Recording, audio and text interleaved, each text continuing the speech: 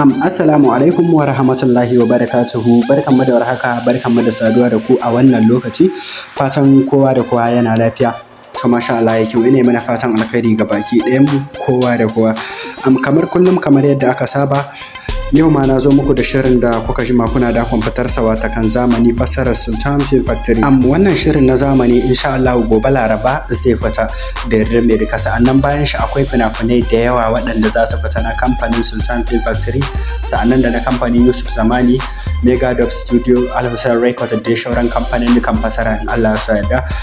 A domin kallon dukkanin waɗannan fina-finan da muke sakar muku a kowane sati insha Allah, to za ku iya ɗaukan lambar wayar mu gasu nan da suke kan sikirin ɗin fastar nan.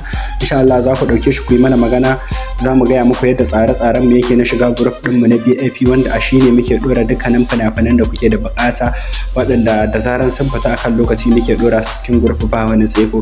Sa'annan ba ma ɗora fim ko wani abu da ya danganci fim akan YouTube, sai dai mu ɗora talla. Insha Allah idan da zaran kaga fim ya burge ka, to za ka iya ɗaukan lambar wayar mu kai mana magana da directly. Insha Allah mu kuma za mu sanar da kai ga yadda tsare-tsaren mu yake, ka biya kuɗin ka mu saka ka cikin group na VIP wanda za ka na kallon dukkanin wani shirye-shiryen mu da zaran mun ɗora akan lokaci.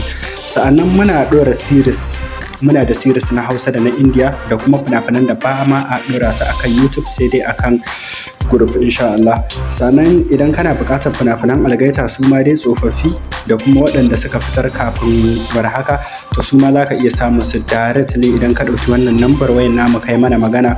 To mu kuma insha Allah duk yadda ake ciki za mu samar maka da kowane irin fim kake da buƙata, in ma na algaita in ma na wani kamfani daban. In dai tsohon fim kake da buƙatar maimaita, to insha Allah za mu samar ma da shi. Sannan idan wannan ne zuwanka na farko akan wannan YouTube channel namu mai suna Emsa Creation for Download, to kai mana subscribing, sannan ka danna ƙararrawar sanarwa ta yadda za mu ke sanar da ku da zarar mun ɗora sababbin shirye-shirye. Mun gode da ziyartar YouTube channel namu mai suna Emsa Creation for Download.